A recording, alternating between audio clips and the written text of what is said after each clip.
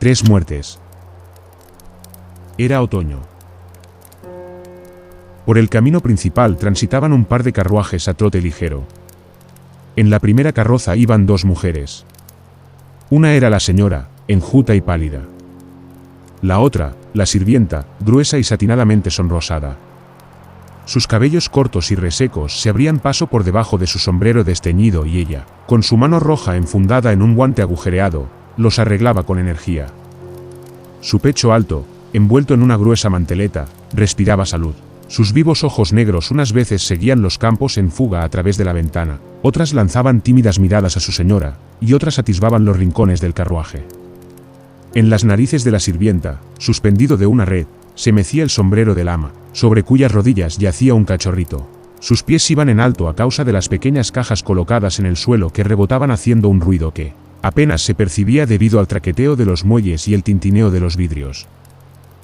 Con las manos sobre las rodillas y los ojos cerrados, la señora se mecía débilmente sobre los almohadones que le habían colocado detrás de la espalda. Frunciéndose ligeramente, se tragaba la tos. Llevaba una cofia de noche blanca en la cabeza y una pañoletita azul cielo alrededor del cuello blanco y delicado. Una raya recta que salía de debajo de la cofia separaba los cabellos castaños, extraordinariamente lacios y untados con pomada, y en la blancura de la piel de esa espaciosa raya había algo seco, mortecino. La piel fofa, un poco amarillenta, no se ajustaba a los finos y hermosos rasgos de la cara, que solo en las mejillas y los pómulos tenía color. Los labios estaban secos e inquietos, las ralas pestañas no se rizaban y el paño de su bata de viaje formaba pliegues rectos sobre sus caídos pechos. A pesar de que sus ojos estaban cerrados, el rostro de la señora denotaba cansancio, irritación y un sufrimiento al que ya se había habituado. El lacayo, recodándose en su asiento, dormitaba en el pescante. El cochero del correo, gritando con vivacidad, arreaba a la sudada cuadriga, volviéndose de vez en cuando a ver al otro cochero, que gritaba desde la calesa de atrás. Las paralelas y anchas huellas de las ruedas se extendían rápida y uniformemente por el calizo barro del camino. El cielo estaba gris y frío, una neblina húmeda se derramaba sobre los campos y el camino. En la carreta había una atmósfera sofocante y olía a agua de colonia y a polvo. La enferma echó la cabeza hacia atrás y abrió los ojos lentamente. Sus grandes ojos eran brillantes y de un hermoso color oscuro. «Otra vez», dijo, apartando nerviosa con su bonita y enflaquecida mano el borde del abrigo de la sirvienta que apenas si le había rozado la pierna, y su boca se crispó dolorosamente. Matryosa retiró su abrigo con ambas manos, se incorporó sobre sus fuertes pies y se sentó un poco más lejos. Su lozano rostro se cubrió de un carmín encendido. Los hermosos ojos oscuros de la enferma seguían ávidos los movimientos de la criada.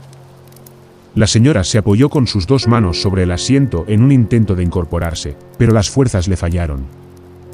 Su boca se crispó de nuevo, y su rostro todo se descompuso en una expresión de ironía impotente y cruel. «Por lo menos podrías ayudarme». «Va, no hace falta. Yo sola puedo, pero no me pongas estos bultos tuyos atrás si no sabes cómo, hazme el favor. Y mejor no me toques si no sabes hacerlo». La señora cerró los ojos, y alzando de nuevo rápidamente los párpados, echó una mirada a la sirvienta. Cada vez que Matryosa la miraba, se mordía el rojo labio inferior. Un penoso suspiro se gestó en el pecho de la enferma, pero el suspiro, antes de haberse consumado, ya se había convertido en tos. Se volvió de espaldas, se encogió y se apretó el pecho con ambas manos. Cuando pasó la tos, cerró de nuevo los ojos y se quedó sentada sin moverse. La carroza y la calesa entraron en la aldea. Matryosa sacó su mano regordeta de debajo de la manteleta y se santiguó. «¿Y ahora?», preguntó la dama. «La estación de postas, señora». «¿Y ahora por qué te santiguas?», te preguntó. «Una iglesia, señora». La enferma se volvió hacia la ventana y lentamente comenzó a santiguarse mientras miraba con los ojos bien abiertos la iglesia grande del pueblo que la carroza iba dejando atrás. La carroza y la calesa se detuvieron al mismo tiempo en la estación. El esposo de la mujer enferma y el doctor salieron de la calesa y se acercaron a la carroza. «¿Cómo se siente?», preguntó el doctor, tomándole el pulso. «¿Cómo estás, querida? ¿No estás cansada?», le preguntó el marido en francés. «¿Quieres salir?». Matryosa, tras recoger los líos, se pegó a una esquina para no interferir en la conversación. Más o menos, como siempre, respondió la enferma. No, no saldré. El marido permaneció un momento a su lado y luego entró en la estación. Matryosa salió de la carroza de un salto y en medio del barro corrió de puntillas hasta el portón. Que yo me sienta mal no es razón para que usted no almuerce. Con una sonrisa apenas esbozada dijo la enferma al doctor que estaba de pie junto a la ventanilla. A nadie le importa lo que me ocurra, añadió para sí misma cuando el médico, que con paso lento se había alejado de ella, llegó a trote hasta los escalones de la estación. Ellos están bien, así que... ¿Qué más les da? Oh, Dios mío. Y bien, Eduard Ivanovich, dijo el marido con una sonrisa y frotándose las manos cuando se encontró con el médico. He ordenado que traigan la cantina con los alimentos. ¿Qué le parece la idea? No está mal, respondió el médico. ¿Y a ella, cómo la ve? Preguntó el marido con un suspiro, bajando la voz y levantando las cejas. Ya se lo había yo dicho. Imposible que llegue a Italia, si acaso, con suerte, llegará a Moscú. Sobre todo con este tiempo. ¿Qué hacemos? ¡Ay, Dios mío! ¡Dios mío! El marido se tapó la cara con las manos. Déjala aquí, añadió para la persona que llegaba con la cantina. Tenían que haberse quedado, alzando los hombros respondió el doctor.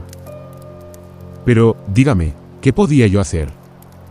Replicó el marido, hice todo lo que pude para disuadirla, hablé de los medios, de los hijos a los que no deberíamos dejar, de mis asuntos, pero ella no quería oír nada. Hace planes para una vida en el extranjero como si estuviera sana. Y revelarle en qué situación se encuentra, sería matarla. Pero si ya está muerta, Vasily Dmitrich, es menester que lo sepa. Ningún ser humano puede vivir cuando ya no tiene pulmones, y los pulmones no retoñan. Es triste, es penoso, pero... ¿qué se puede hacer? Nuestro deber ahora, el suyo y el mío, es hacer que su final sea lo más sereno posible. Aquí hace falta un confesor. ¡Ay, Dios mío! Entienda usted mi situación al tener que hablarle de la última voluntad. Que sea lo que tenga que ser, pero yo no voy a decírselo. Usted sabe lo buena que ella es. De todas maneras, intente convencerla de quedarse aquí hasta que se pueda viajar en trineo, dijo el doctor, moviendo significativamente la cabeza, porque por el camino podría ocurrir una desgracia. Asiusa, Asiusa. Chillaba la hija del maestro de postas habiéndose echado su chaquetita sobre la cabeza y pisando, ya con un pie, ya con el otro, el sucio cobertizo de servicio. Vamos a ver a la dama de Sirkino. Dicen que se la llevan al extranjero por un mal del pecho. Yo nunca he visto todavía cómo son los tísicos. Asiusa salió al umbral a toda prisa, y ambas, tomándose de las manos, corrieron hasta más allá de la puerta. Al llegar a la carroza aflojaron el paso y miraron por la ventanilla bajada. La enferma volvió la cabeza hacia ellas, pero al advertir su curiosidad, se enfurruñó y les dio la espalda. «Madre mía», dijo la hija del maestro de postas, volviendo rápidamente la cabeza. Era de una belleza extraordinaria, y que ha quedado. Hasta da miedo. ¿La has visto? ¿Asiusa, la has visto? Sí, qué flaca está. Estuvo de acuerdo Asiusa. Vamos a verla otra vez, como si fuéramos al pozo.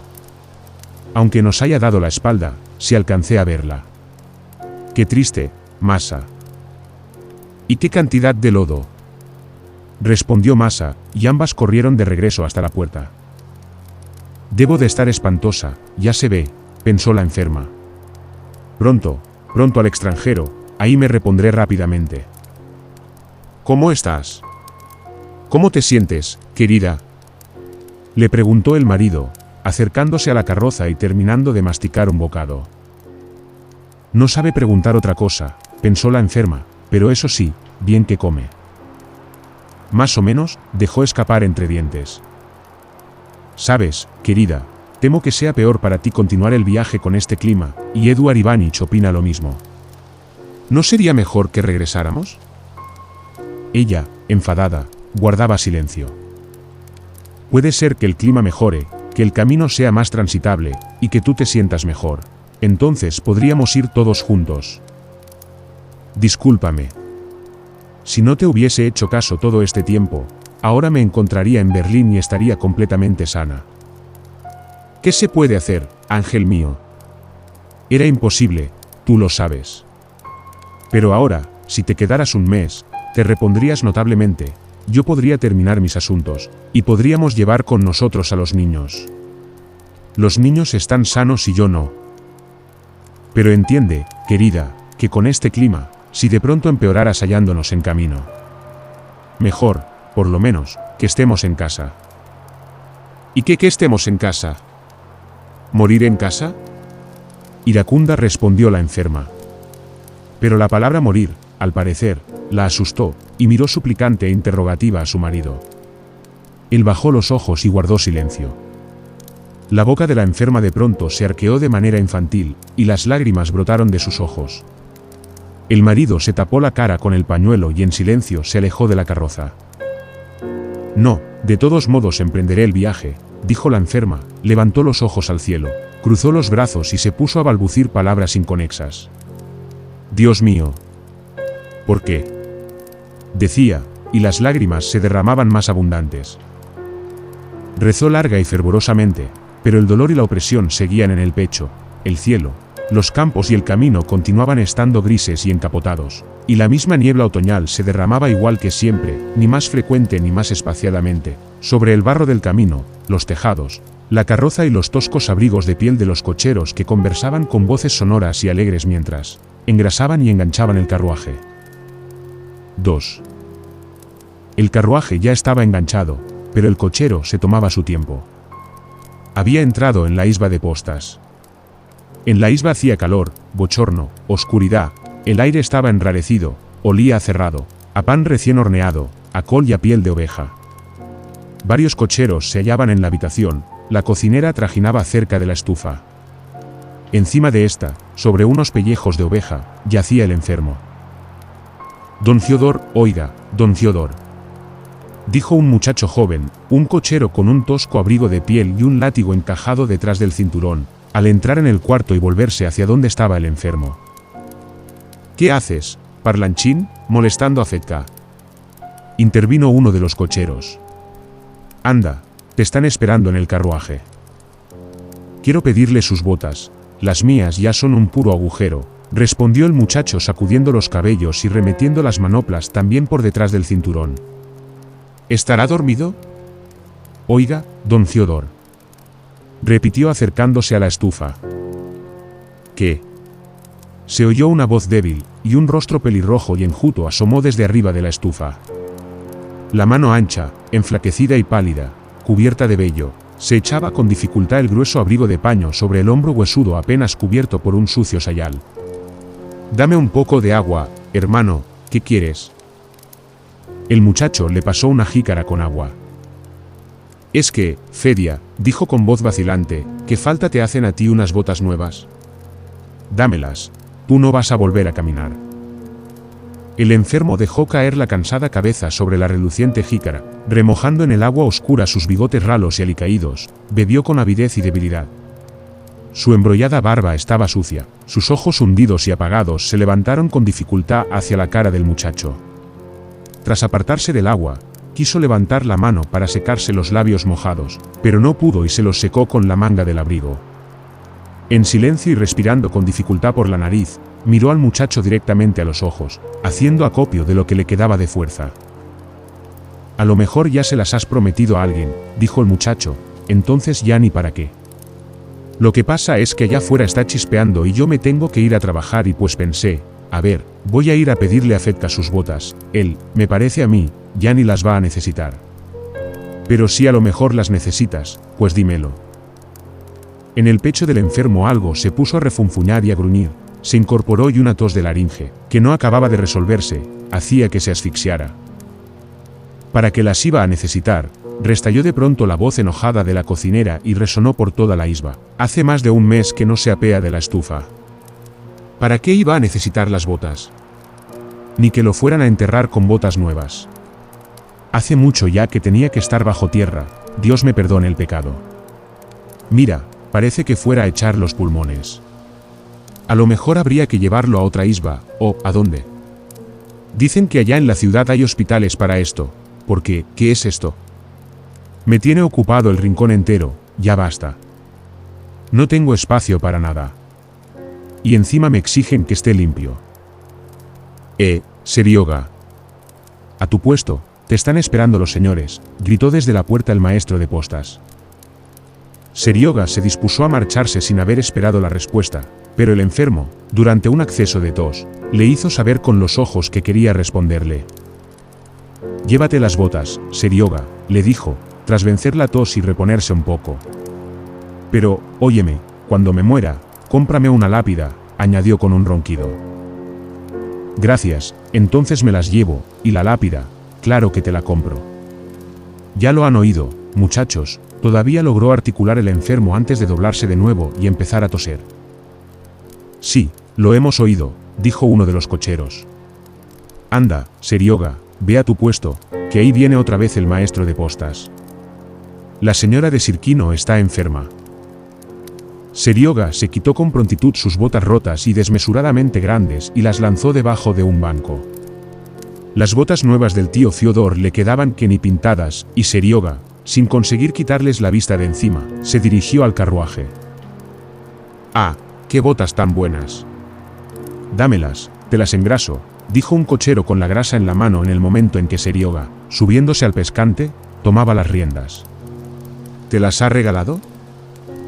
No tendrás envidia, respondió Serioga, incorporándose y envolviéndose las piernas con los faldones del abrigo. Andando. Vámonos, amigos.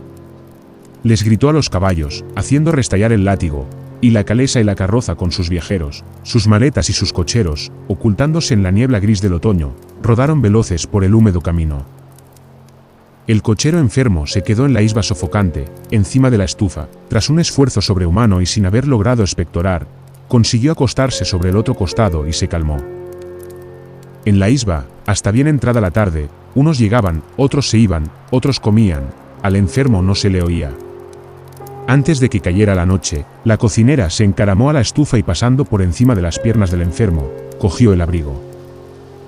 No te enojes conmigo, Nestasie, balbució el enfermo, dentro de no mucho desocuparé tu rincón. Bueno, tranquilo, no pasa nada, farfulló Nestasie. ¿Qué es lo que te duele, tío? Dime. Como si todo lo de adentro ya no pudiera más. Sabrá Dios qué será. Seguro que también te duele la garganta, con esa manera de toser. Me duele todo. Me ha llegado la muerte, eso es. Ay, ay, ay. Gimió el enfermo. Tápate los pies, así, dijo Nestasie, cubriéndolo con el abrigo mientras se bajaba de la estufa. Por la noche una lamparilla alumbraba apenas la isba. Nestasie y unos 10 cocheros dormían por el suelo y encima de los bancos y roncaban de forma estrepitosa. Solo el enfermo se quejaba débilmente, tosía y se revolvía encima de la estufa. Al amanecer se calmó para siempre. Acabo de tener un sueño muy raro, dijo la cocinera a la mañana siguiente, mientras se desperezaba aún en la penumbra. Era como si el tío Fiodor se hubiera bajado de la estufa y se hubiera ido a cortar leña. Déjame echarte una mano, Nastia, me decía, y yo le decía, ¿cómo vas a cortar la leña tú? Pero entonces él agarraba el hacha y se ponía a cortar muy pero que muy aprisa, solo las astillas volaban. ¿Qué ha pasado?, le decía yo, pero si tú estabas enfermo. No, me decía, estoy sano, y cuando alzó los brazos me entró hasta miedo.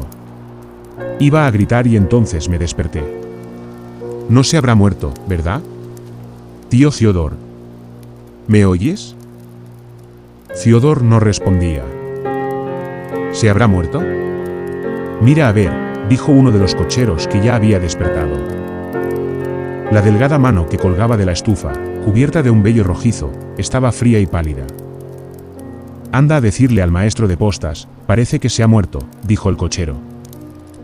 Fiodor no tenía parientes, era de lejos. Al día siguiente lo enterraron en el cementerio nuevo, detrás del bosque, y durante varios días Nestasie les contaba a todos el sueño que había tenido, y que ella había sido la primera en darse cuenta de la muerte del tío Fiodor. 3. Llegó la primavera. En las calles mojadas, por entre los enlodados montones de nieve, borboreaban presurosos arroyuelos. El colorido de las ropas y los sonidos del habla del pueblo en movimiento eran esplendentes.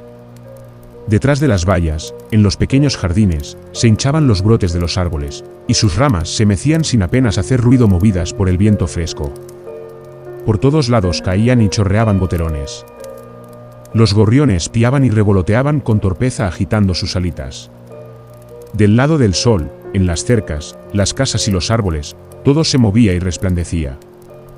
Había júbilo y juventud tanto en el cielo como en la tierra y en el corazón de las personas. En una de las calles principales, frente a una gran casa residencial, habían esparcido paja fresca. En la casa se hallaba aquella misma enferma moribunda, que tanta prisa tenía por llegar al extranjero. De pie, junto a las puertas cerradas de la habitación, se hallaba el marido de la enferma con una mujer de edad.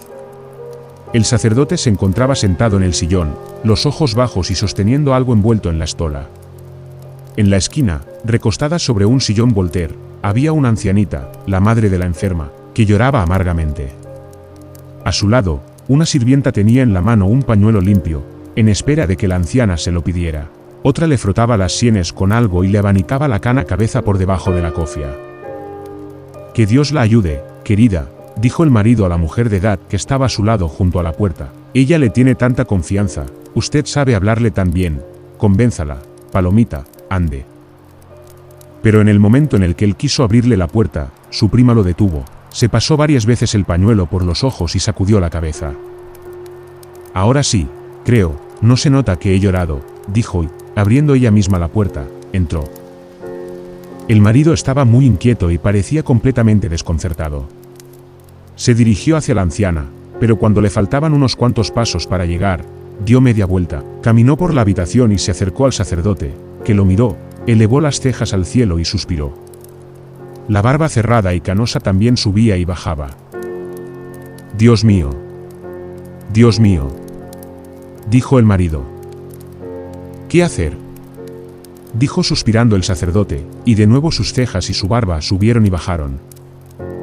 «¿Y su mamá aquí?», exclamó el marido casi con desesperación. «No lo soportará. Quererla tanto, tanto, como ella. No sé. Quizá podría intentar tranquilizarla, señor cura, y convencerla para que se vaya». El sacerdote se levantó y se acercó a la anciana. «Es verdad que nadie es capaz de valorar el corazón de una madre», dijo, «sin embargo, Dios es misericordioso». El rostro de la anciana comenzó de pronto a contraerse, y fue presa de un hipo histérico. «Dios es misericordioso», continuó el sacerdote, cuando ella se hubo calmado ligeramente. «Le cuento que en mi parroquia había un enfermo, mucho peor que María Dmitrievna, y bueno, un parroquiano lo curó con hierbas en poco tiempo. Es más, el parroquiano en cuestión ahora está en Moscú. Ya se lo he dicho a Vasily Dmitrievich, se podría probar.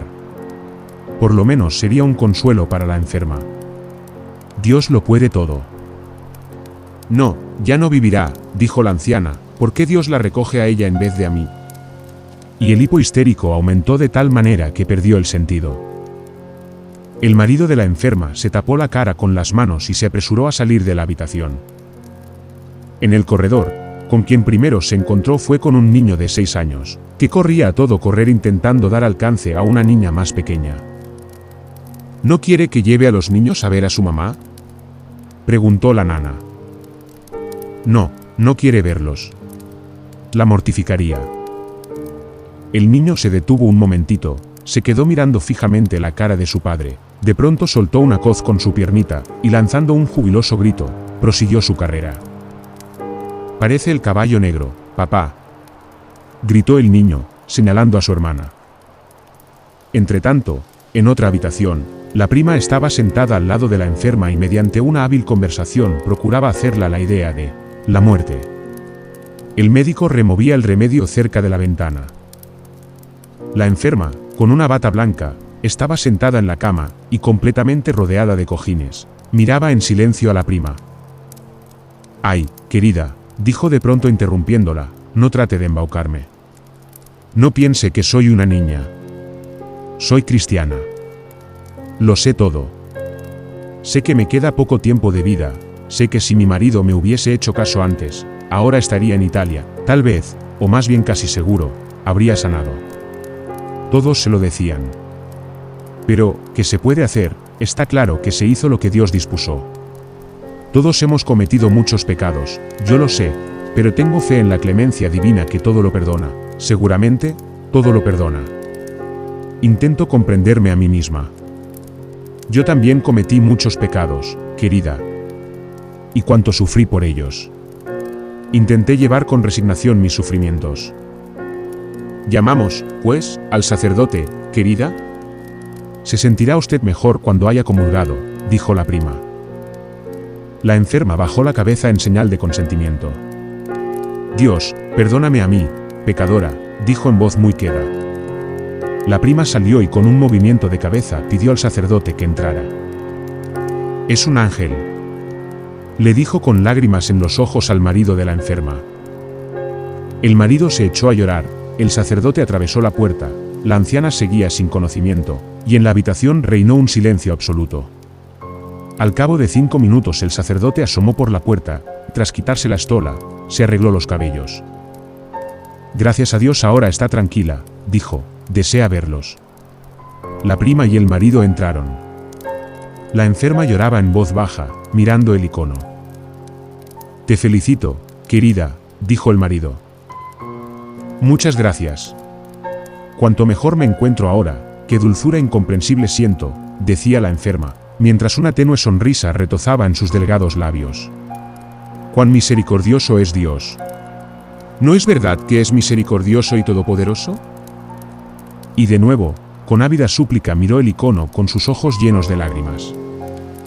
Al cabo de un momento, pareció acordarse de algo.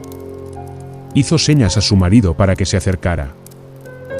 Nunca quieres hacer lo que te pido, le dijo con voz débil y disgustada. El marido, estirando el cuello, la oía resignado. ¿Qué, querida? ¿Cuántas veces te dije que estos médicos no saben nada, que hay curanderos sencillos, que son ellos los que le devuelven a uno la salud? Me acaba de decir el sacerdote que... un burgués pobre. Vamos. ¿A buscar a quién, querida? Ay, Dios mío. ¿Por qué insiste en no entender nada? Y la enferma frunció el entrecejo y cerró los ojos. El médico se acercó hasta ella y le tomó la mano. El pulso era cada vez más débil. Miró al marido y le hizo una señal con la cabeza. La enferma notó ese gesto y miró alrededor asustada. La prima le dio la espalda y se echó a llorar. No llores, no te atormentes ni me atormentes, dijo la enferma, esto me quita lo poco que me queda de serenidad. Eres un ángel, dijo la prima, besándole la mano. No, bésame aquí, solo a los muertos les besan las manos. Dios mío. Dios mío. Esa misma noche la enferma ya era cadáver, y el cadáver, dentro del ataúd, yacía en el salón de la gran casa. En la habitación grande y con las puertas cerradas, estaba sentado un sacristán que, con voz nasal y monótona, recitaba los salmos de David. La viva luz de los cirios se derramaba desde los altos candelabros de plata sobre la pálida frente de la difunta, sus pesadas manos céreas y los rígidos pliegues del sudario que se levantaban de forma trágica sobre las rodillas, y los dedos de los pies. El sacristán, sin comprender lo que salmodiaba, seguía leyendo acompasadamente y en la silenciosa habitación sus palabras sonaban y morían extrañas. De vez en cuando, desde una habitación lejana, llegaban las voces de los niños y el ruido de sus pasitos. Si tú escondes tu rostro, se conturban, decía el salterio, si les quitas el espíritu, expiran y vuelven al polvo. Si mandas tu espíritu, se recrían y así renuevas la faz de la tierra. Sea eterna la gloria de Yahvé. El rostro de la difunta era severo, tranquilo y majestuoso. Nada se movía en la frente fría y pura, ni en los labios fuertemente apretados. Era todo atención. ¿Comprendería por lo menos ahora la grandeza de estas palabras? 4. Un mes más tarde, sobre la tumba de la difunta se elevaba una capilla de piedra. Sobre la tumba del cochero no había ninguna piedra todavía, solo la hierba de un verde claro se abría paso en el montículo, único indicio de la existencia pasada de un ser humano. Te caerá un pecado, Serioga, le dijo un día la cocinera en la estación, si no le compras la piedra a Geodor. Primero decías que dizque porque era invierno, pero ahora, ¿por qué no cumples tu palabra? Yo estaba ahí. Ya vino una vez a pedírtelo, y si no se la compras, va a venir otra vez, y te va a ahogar. ¿Acaso me estoy desdiciendo? Respondió Serioga, le voy a comprar la piedra, como le dije, se la voy a comprar, una de rublo y medio. No lo he olvidado, pero es que hay que traerla. Apenas vaya a la ciudad, se la compro. Aunque fuera una cruz tendrías que haberle puesto, intercedió el cochero viejo, porque, la verdad sea dicha, está muy mal. Las botas bien que las usas. ¿Y dónde la consigo, la cruz? ¿De un tronco no sale, o sí? Pero ¿cómo dices que de un tronco no sale? Coge el hacha y vete bien tempranito al bosque, seguro que sale. ¿No será que no vas a poder talar un fresno? Ahí tienes todita la cruz. Y llévale vodka al guardabosques. No por cada tontería puede uno beberse con él un vodka. Mira, yo, el otro día rompí una pértiga, corté otra que no estaba mal, y nadie me dijo ni una palabra. Muy temprano por la mañana, casi con el alba, Serioga tomó el hacha y se fue al bosque. El rocío aún caía, extendiéndose sobre todas las cosas como un velo mate y frío que el sol no había iluminado todavía.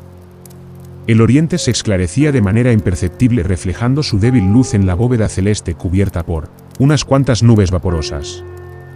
No se movía ni una brizna de hierba en el suelo, ni una hoja en lo alto.